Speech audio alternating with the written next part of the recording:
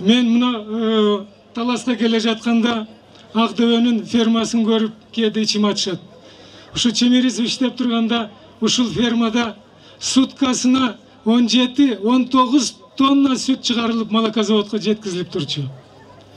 Мен айтайын дегеним ушундай өнүккөн, өскөн мамлекетке болгон эмгегин аябай биздин маркум жетекчилерибиз түптөп кеткен мамлекетти биз жаңылып кимдин колуна бердик? 15 жылда акырындан мамлекеттин фундаментин бузуп келе аткан Акаевдин артынан Бакиев келип 5 жылда мамлекетибизге жарга такады.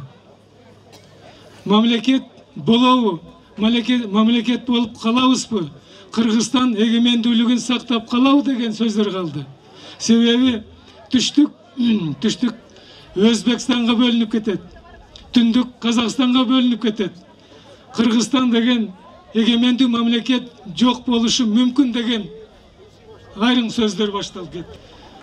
Ак эмгек, чынчыл деген сөздөр унутула баштады.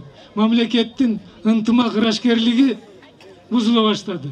Ушу Алмаз Шаршенович баштаган ишти, стабилдүүлүктү, экономиканы жогорулаткан кадамдарын Сооронбай Шарипович премьер-министр болуп келип 1,5 жылдын ичинде ушул фундаментти бекемдеп алдыга жылдырып кетти.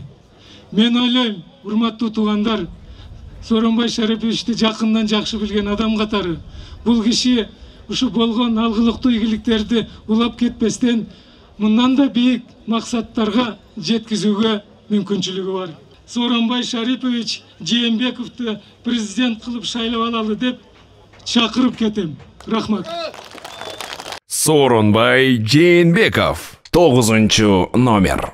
Өлкөдөн кымбат дөөлөт жок.